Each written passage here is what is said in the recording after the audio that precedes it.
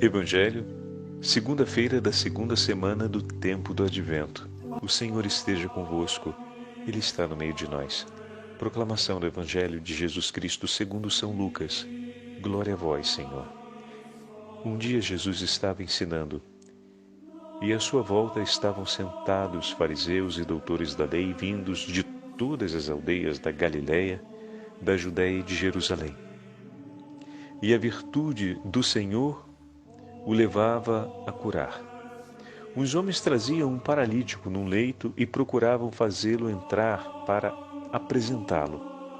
Mas não achando por onde introduzi-lo, devido à multidão, subiram ao telhado e por entre as telhas o desceram com o leito no meio da assembleia diante de Jesus. Vendo-lhes a fé, ele disse: Homem, teus pecados estão perdoados. Os escribas e fariseus começaram a murmurar, dizendo: Quem é este que assim blasfema? Quem pode perdoar os pecados senão Deus? Conhecendo-lhes os pensamentos, Jesus respondeu, dizendo: Por que murmurais em vossos corações? O que é mais fácil dizer: Teus pecados estão perdoados, ou dizer: Levanta-te e anda? Pois, para que saibais que o Filho do Homem tem na terra poder de perdoar os pecados, disse ele ao paralítico. Eu te digo, levanta-te, pega o leito e vai para casa. Imediatamente diante deles, ele se levantou, tomou o seu leito e foi para casa louvando a Deus. Todos ficaram fora de si, glorificavam a Deus e cheios de temor diziam: Hoje vimos coisas maravilhosas. Palavra da salvação. Glória a vós, Senhor. Segunda-feira da segunda semana do tempo do Advento, em nome do Pai, do Filho e do Espírito Santo. Amém. Queridos irmãos e irmãs, vejam que grande presente a liturgia nos reserva mais uma vez. É um grande dom de Deus a Santa Liturgia. Como nos enriquece e como tem a sua cadência que nos ajuda a mergulhar nos mistérios de Deus. Ontem ouvimos o Evangelho de São Lucas, terceiro capítulo. E assim, no segundo domingo do Advento, tivemos a introdução da figura de São João Batista como o personagem de referência para essa segunda semana. E ontem, em nossa meditação, comentávamos a respeito de um elemento que às vezes passa desapercebido, né? O que está por detrás de João Batista. João Batista, a voz que clama no deserto, o homem que escuta a voz de Deus e segue o seu ensinamento, foi aquele que teve Jesus por primo, Nossa Senhora quase como uma tia por ele, né? Uma prima tia, teve por mãe Santa Isabel, por pai Zacarias, teve como tio, digamos assim, né? São José, meu irmão e minha irmã, uma família santa. Uma família santa forma um homem de Deus. A parte, tudo aquilo que é a vocação que Deus, desde toda a eternidade, preparou para São João Batista, fato. Uma família santa prepara um homem de Deus. Não se improvisa um homem de Deus. Uma família santa prepara um homem de Deus. Para que nós sejamos capazes de ouvir a voz de Deus, como João Batista ouviu, e de viver sob a regência dessa voz, é importante que nós aprendamos bem a linguagem do amor. Só aqueles que sabem e conhecem a linguagem do amor é que conseguem ouvir a voz de Deus e colocar em prática o que o Senhor lhe pede. Como isso é importante?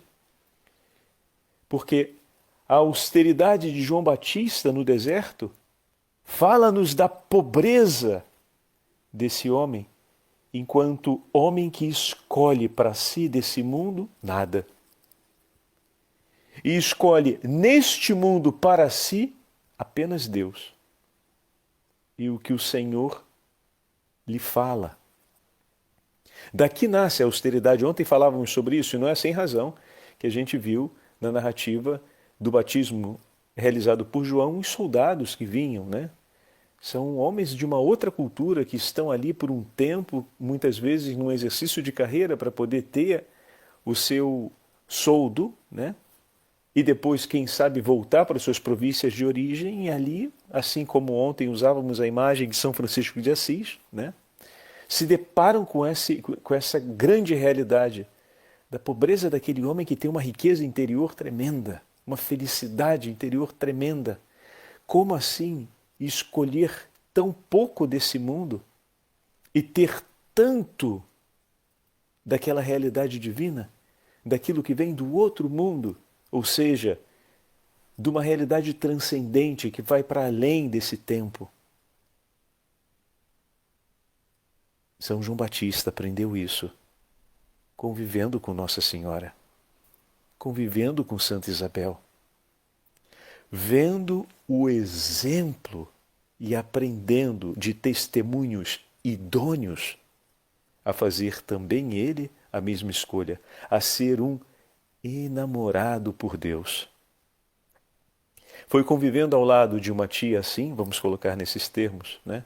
Porque geralmente, na nossa cultura, aquele primo mais velho tem quase um valor de tio na nossa vida, né? Então, foi convivendo ao lado de um primo como nosso Senhor e vendo o testemunho do Senhor, a forma como o Senhor e a Sagrada Família vive. Isso o inspira a fazer também uma escolha das coisas de Deus e um abandono das coisas desse mundo. Se enriqueceu de alegria, de esperança e de vigor, vendo o testemunho de sua mãe, cujas palavras até hoje toda a cristandade recorda. Bendita sois vós dentre as mulheres e bendito é o fruto do vosso ventre, Jesus. São João Batista exultou no Espírito Santo no seio de Santa Isabel, quando ouviu a voz da Virgem Maria. Mas no seio de uma mãe, o neném ouve apenas as batidas do coração. Esse é o som dominante, não apenas isso, me corrijo. Tantos outros sons, tanto que tem vários estudos que falam sobre a detecção das vozes, né? Intrauterinamente. É possível se detectar a distinção das vozes e a criança, pela vibração, uma vez que ela está dentro do ambiente líquido, isso pode ser reconhecido como sensibilidade. Ok, tem alguns estudos, tem algumas controvérsias sobre a forma de demonstração disso, mas alguns estudos levam-nos a perceber essa intuição. É bem verdade, mas uma coisa é certa. O som que nos acompanha durante a inteira gestação é o som do coração de nossa mãe. E cada vez que esse coração se agita ou se acalma, todo o corpo da mãe acompanha. Porque, como bem sabemos, o funcionamento do corpo está todo ele ligado em suas funções com os sentimentos. Então, são diversos neurotransmissores que vão ser sensibilizados, vão ser diversas enzimas liberadas cada vez que tem uma sensação de euforia, uma sensação de medo. São os hormônios que se movem e realizam a ativação do corpo segundo aquele sentimento. Isso tudo para dizer o quê? São João Batista ficou pleno do Espírito Santo no seio de Santa Isabel, quando ouviu a saudação da Virgem Maria, pela mediação do seu coração.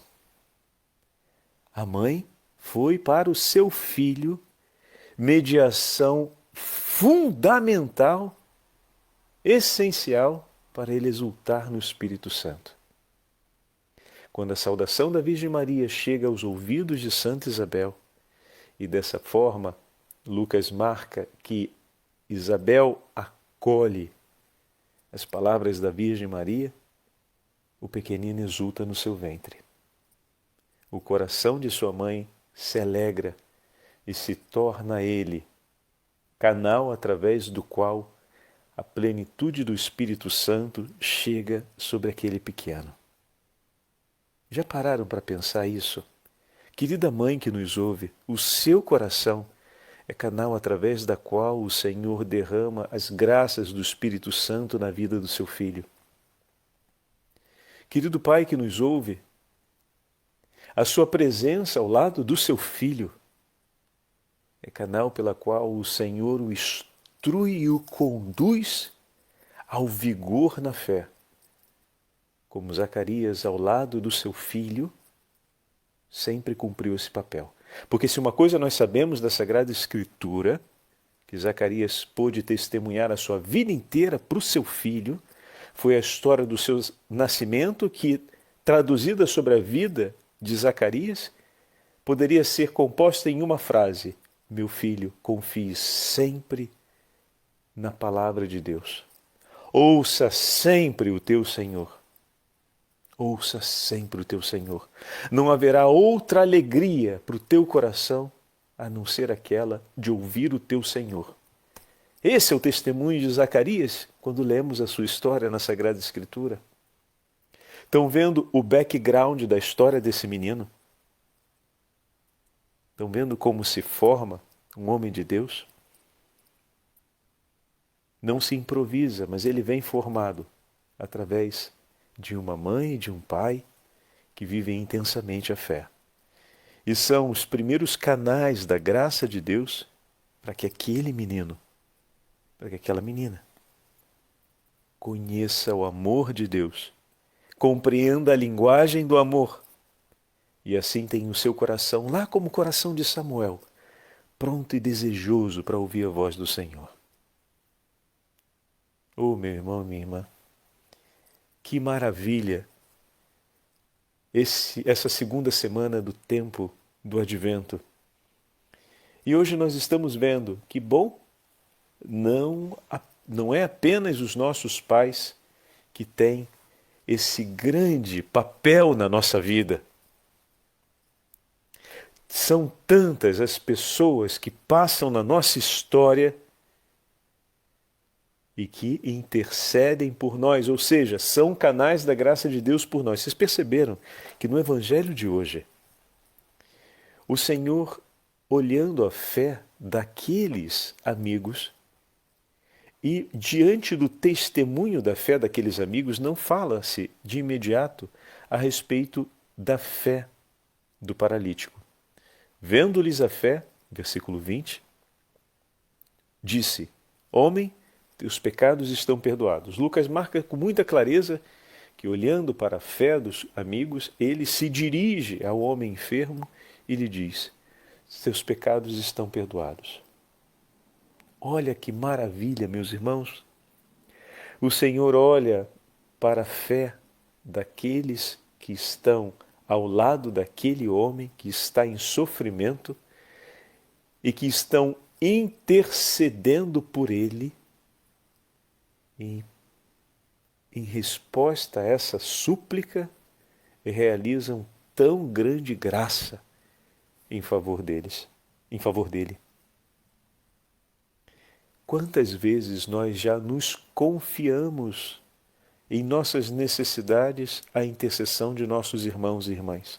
E seguindo a intuição do Evangelho de ontem, junto com essa pergunta, essa é uma pergunta para a nossa meditação, né? Pessoal. Mas junto com essa pergunta, a gente olha para a imagem do Evangelho de ontem, assim como, o padre fazia referência ainda agora, Santa Isabel, assim como São Zacarias, assim como São José, assim como a Virgem Maria, assim como Nosso Senhor, na vida de São João, foram aqueles testemunhos altamente qualificados de comprovada idoneidade que ensinaram a ele a linguagem do amor a Deus e fizeram dele um homem forte na fé. Foram testemunhos que o levou a conhecer os mistérios de Deus e a se tornar um grande homem de Deus, né? Assim também o Senhor faz passar na nossa vida tantas pessoas que intercedem por nós para nos levantar do nosso leito de dor, do nosso leito de sofrimento, do nosso leito do pecado, e Dois grandes santos fazem considerações a respeito desse texto e usam essa imagem com maestria. Eu queria primeiro dividir com vocês o comentário de São Pedro Crisólogo, bispo de Ravenna, que comentando esse texto nos escreve assim: por causa da fé de outrem, a alma do homem paralítico foi curada antes do seu corpo. Vocês repararam isso também? Que coisa interessante. O Senhor tem urgência para curar as feridas da nossa alma. Nós nos preocupamos com os limites do nosso corpo e com os sofrimentos do nosso corpo, mas o Senhor olha para aquele sofrimento que realmente pode comprometer a nossa vida em eterno. E vem em nosso socorro para nos curar primeiro da ferida de morte. Ao ver a fé daquela gente, disse o evangelista, notai, irmãos, que Deus não se preocupa com o que querem os homens insensatos, nem espera encontrar fé entre os ignorantes. Pelo contrário, não recusa vir em socorro da fé de um outro para ajudar aquele que precisa. Olha que interessante.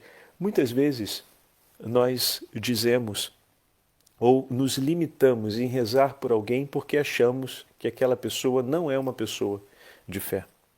Ou então dizemos, bom, por quem? Uma outra mentalidade muito comum, como se fosse um merecimento, rezar por aqueles que merecem. O Senhor não olha para o coração insensato e não olha para o coração daqueles que ignoram, muitas vezes, o valor da sua graça, das suas graças e ignoram também a grandeza do seu nome. Mas o Senhor olha com atenção, então vamos lá.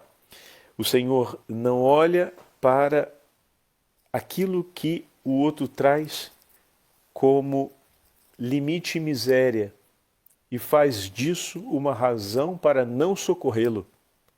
Quando, olhando para nós, vê ainda tanta miséria e limitação no desejar a Ele e no desejar as coisas santas, o Senhor então se apressa em olhar para aqueles que rezam por nós.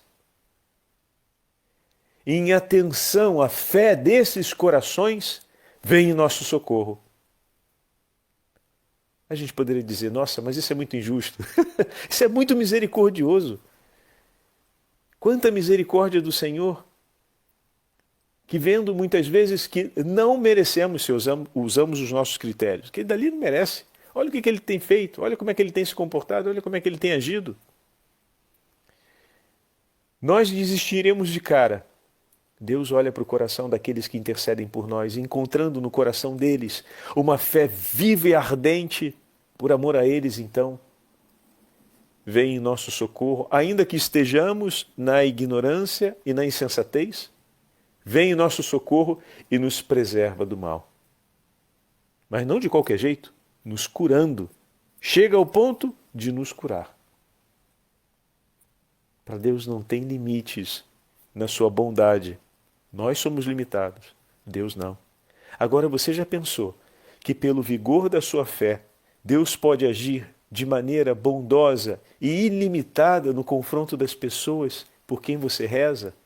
Ah, meu irmão e minha irmã, que papel importante nós temos na hora de ajudar nossos irmãos e irmãs que ainda estão longe de Deus.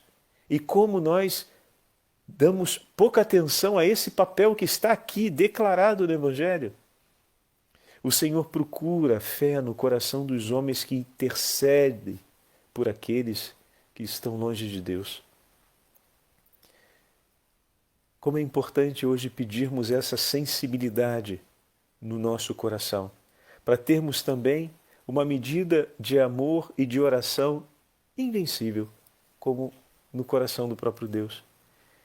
Ele olha a insensatez, ele reconhece essa insensatez, ele olha a ignorância, ele reconhece essa ignorância presente no nosso coração, quando estamos acamados pelo pecado, e ao invés de dizer, não, deixa ele tomar vergonha na cara, que aí eu vou começar a dar atenção para ele, ele olha imediatamente para aqueles que intercedem por nós, e vendo a fé no coração deles, por amor a eles e em resposta a eles, realiza bondades infinitas por nós e nos salva. Meu irmão, minha irmã, o que está faltando para a gente começar a fazer o mesmo? O que de graça recebestes, ouvimos outro dia, de graça deveis oferecer. Se assim o Senhor te trata, por amor de seu pai, de sua mãe que intercedem por você, por amor de tantas outras almas no mundo e da igreja que intercede por você, é hora de também tratarmos assim os nossos irmãos e irmãs. É hora de também arregaçarmos as mangas e assumirmos o compromisso com o dom da fé que o Senhor nos entregou e intercedermos com convicção e força, joelhos no chão, rosário nas mãos, Santa Missa, jejum, penitência, suplicando por aqueles que não creem, não esperam, não adoram e não amam o Senhor. São Pedro Crisólogo continua no seu comentário dizendo: esta fé é um presente da graça e está de acordo com a vontade de Deus, a fé no coração dos amigos. Olha que coisa linda que ele está dizendo. Primeiro, é um socorro da graça. Essa fé é um presente da graça, perdão, e está de acordo com a vontade de Deus. Ou seja, o Senhor inspirou e desejou a fé no coração desses amigos. E essa fé operosa em favor do amigo que está em sofrimento e talvez esteja ainda na ignorância e na insensatez, é desejada por Deus. A fé nos foi entregue para realizar essa obra de caridade a esse nível, que nem sempre nós pensamos, né? Pensamos a caridade em maneira material, mas essa realidade tão intensa da caridade espiritual é desejada por Deus. Na sua divina bondade, olhem só, escutem só, na sua divina bondade, Cristo, médico, tenta atrair a salvação mesmo contra a vontade daquele que está enfermo. Os que foram atingidos pelas doenças da alma nem sempre reconhecem o seu sofrimento, mas o bom médico sempre sabe e compreende a extensão daquele sofrimento. Esmagados até os delírios pelo peso de seus pecados e de suas faltas, não conseguem muitas vezes compreender a morte que se aproxima e se impõe contra eles. Mas eles não querem deixar-se mover. Então, o Senhor vai ao encontro daqueles que, tendo fé no coração, desejam por seu irmão que se levante, que se mova, que reencontre a vida. E esse médico amoroso, olhando a fé de seus corações, tudo recolhe em favor daquele que está sobre o leito. Meus irmãos, se nós quiséssemos, se quiséssemos de fato todos ver até ao fundo a paralisia de nossa alma, notaríamos que, privada das forças, ela jaz num leito de pecado e a ação de Cristo seria para nós uma fonte de luz. Compreenderíamos que Ele olha todos os dias para a nossa falta de fé, que nos é tão prejudicial, que nos conduz aos remédios da salvação e pressiona veementemente a nossa vontade rebelde e vai ao encontro daqueles que por nós devotam um ato de amor e oração. Diz Santo Ambrósio: quão grande e misericordioso é o Senhor Jesus, que pelos méritos da fé de uns perdoa os pecados a outros. E enquanto está a falar com esses, fazendo referência ao diálogo com os mestres da lei, absolve os pecados àquele. Aprendas também tu, que às vezes julga o seu irmão, aprendas a perdoar. Aprendas tu, que que estás enfermo, a implorar o perdão do Senhor.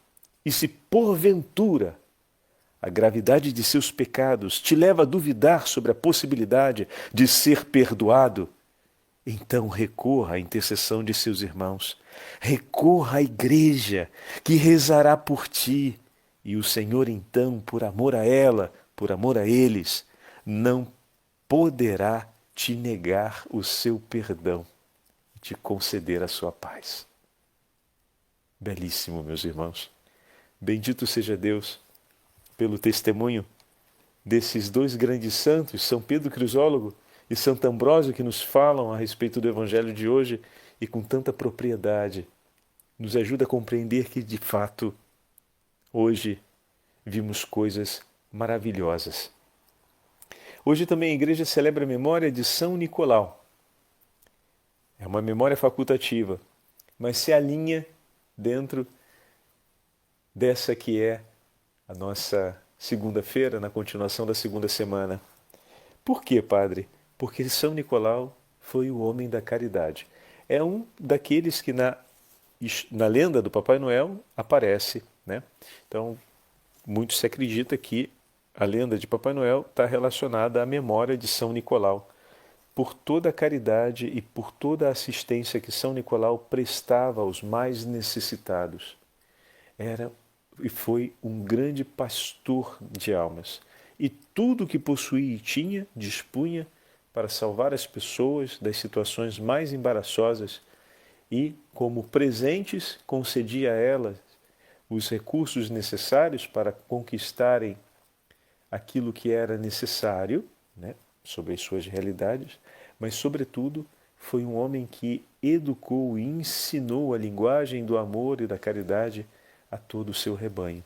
Hoje, Santo Agostinho, na Liturgia das Horas, falando para a memória de São Nicolau, tem um dos trechos do seu tratado sobre o Evangelho de São João, onde ele fala a respeito do testemunho dos pastores, daqueles que guiam as ovelhas, que devem guiar com o coração do próprio Senhor. Então peçamos a intercessão de São Nicolau para que nos anime na preparação do nosso Natal, a fim de que sejamos sempre homens e mulheres entregues ao exercício da caridade e, especialmente, a caridade espiritual, como hoje ouvimos e também aprendemos um pouquinho mais com o Evangelho de São Lucas. O Senhor esteja convosco, Ele está no meio de nós. Pela intercessão da Beatíssima Virgem Maria, Rainha dos Apóstolos, Mãe da Igreja, pela intercessão de São Nicolau, Bispo, pela intercessão de Santo Ambrósio e de São Pedro Crisólogo, Bispos do Senhor, abençoe-vos o Deus Todo-Poderoso, Pai, Filho e Espírito Santo. Amém.